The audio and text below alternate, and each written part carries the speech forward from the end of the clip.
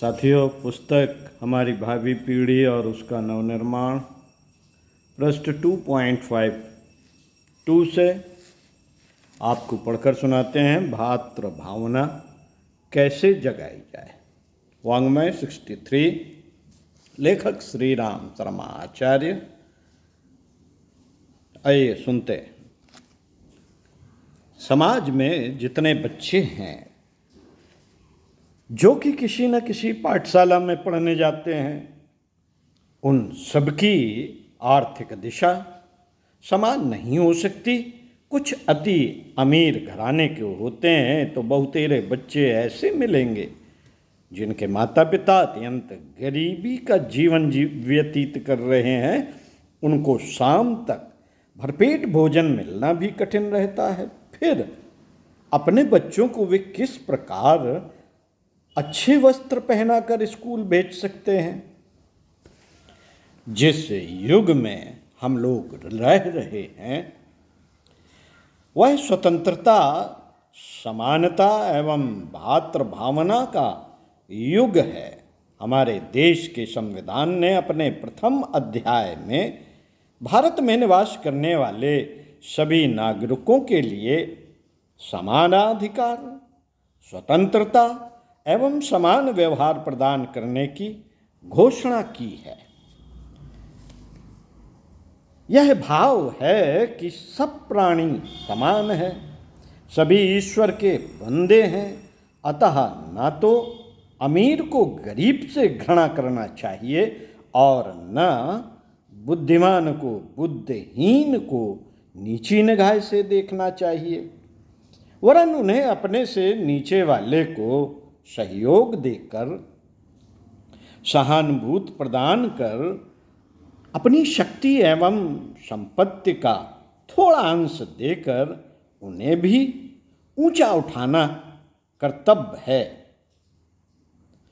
नागरिकों में यह भाव तभी जागृत हो सकते हैं जब बचपन से ही उनमें गरीबों के प्रति दया, अपने साथी के प्रति प्रेम के अंकुर का बीजारोपण किया जाए। उन्हें सिखाया जाए कि सबको सहयोग से रहना ही जीवन जीने का सही रास्ता है। अपने साथी की हर संभव सहायता करने से अपनी सहायता होती है। बिना दिए कुछ मिलता भी नहीं, बिना दिए कुछ मिलता भी नहीं। साथियों, लेना और देना दोनों इस संसार के साथ साथ चलते हैं। फिर बचपन से यह अंकुर कौन वपन करेगा? उत्तर स्पष्ट है कि माता पिता और विद्यालय, यही दो संस्थाएं हैं जो अच्छे बुरे भाव बच्चे में भरते हैं। बच्चों में भातृ भावना और समानता विद्यालय और माता पिता के सहयोग से ही लाई जा सकती है। प्राचीन काल की गुरुकुल शिक्षा प्रणाली में यह बात हम देखते हैं कि राजा और रंक दोनों के बच्चे गुरु के आश्रम में भेजे जाते थे। वहाँ उनके साथ आश्रम में समान व्यवहार होता था। संदीपनी ऋषि के आश्रम में गरीब ब्राह्मण सुदामा भी शिक्षा पाता था और मथुरा के कर्मठ युवराज कृष्ण भी वहीं शिक्षा प्राप्त करने गए थे। बच्चों में सादगी और समानता।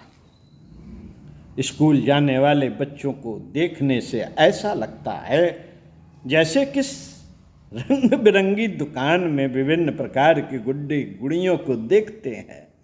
अमीर अपने बच्चों को कीमती कपड़ों से सजाते हैं, बचपन में ही उन्हें घड़ी खरीद देते हैं, रोज कपड़ा बदलवाते हैं।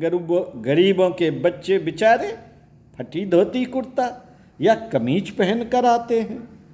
जूते उन्हें पहनने को नहीं मिलते।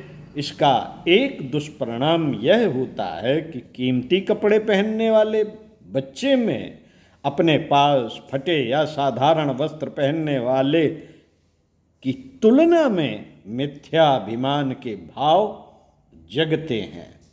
उसमें उच्चता और अहंकार के भाव पैदा होते हैं। यह समझने लगता है कि मैं अपने पड़ोसी की तुलना में अधिक धनवान तथा बड़ा हूं।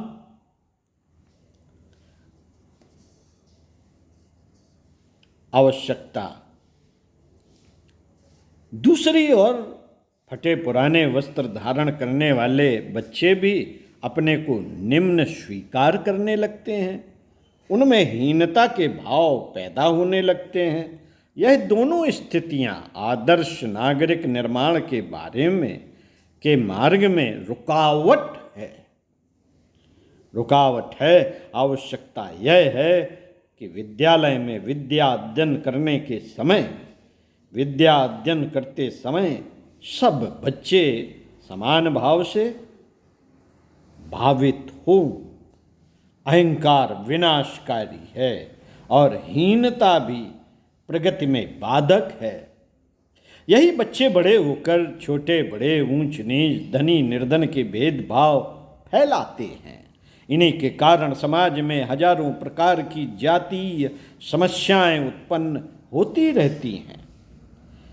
इस ओर अमीर और गरीब दोनों प्रकार के माता पिता के कुछ कर्तव्य हैं। अमीरों को चाहिए कि वे अपने बच्चों को सादे कपड़े पहनाकर स्कूल भेजें। इसमें उन्हीं का लाभ है।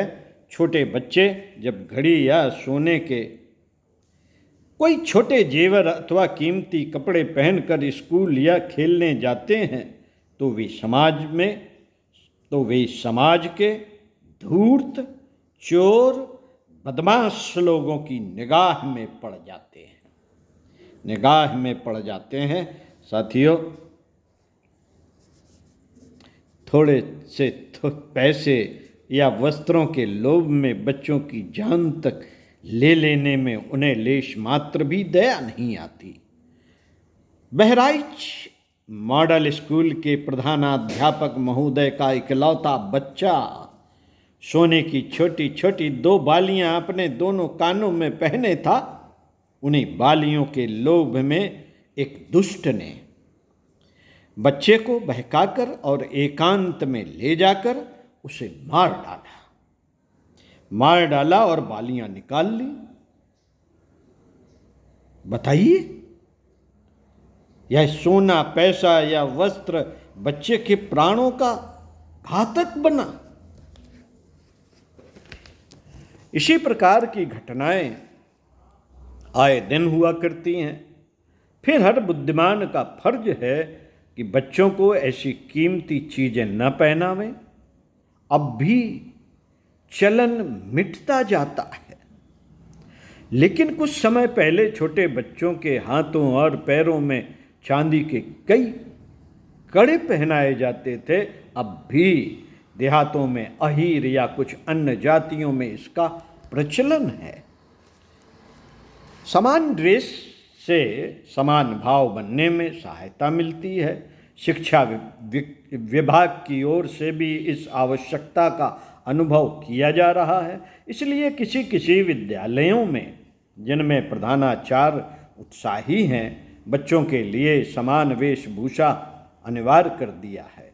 यह एक अच्छी प्रथा है। सुविधानुसार वस्त्रों का चुनाव तो विद्यालय ही कर सकते हैं, लेकिन जब अमीर गरीब सब बच्चों के ड्रेस समान हो जाते हैं तो स्कूल में एक नया जीवन दिखाई पड़ता है। बच्चों में भी एकता व समानता के भाव बनते हैं।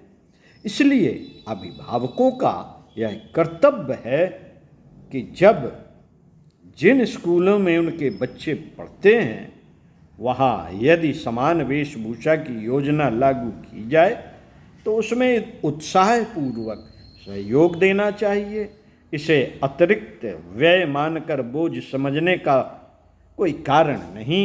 फिजूल में खर्च होने वाले काफ़ी पैसों की बचत हो जाती है। जहाँ यह योजना न लागू हो वहाँ भी अभिभावकों को संबंधित अध्यापकों एवं प्रधानाचार्यों से कहकर उन्हें समान वेशभूषा का अनिवार्य नियम अपने विद्यालय में लागू करना चाहिए।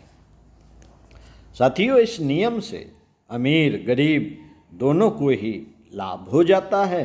गरीबों का यह कर्तव्य है कि जितने भी कम कीमत वाले वस्त्र वह अपने बच्चों को कर्तव्य है कि कितने भी कम कीमत वाले वस्त्र वह अपने बच्चों को क्यों नहीं पहनाए, परंतु उन्हें स्वच्छ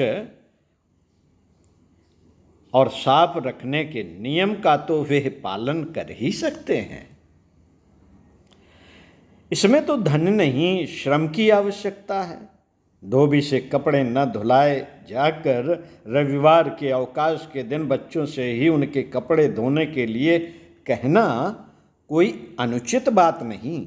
सप्ताह में एक दिन का अवकाश इसलिए मिलता है ताकि बच्चे अपने वस्त्रों, सामान आदि सबको ठीक कर लें।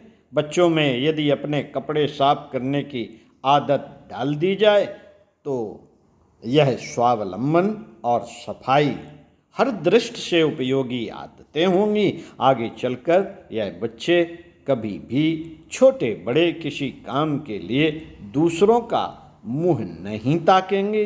इसलिए माँ बाप को छोटी छोटी बातों से महानता का पाठ बच्चों को पढ़ाना चाहिए। ओम शांति।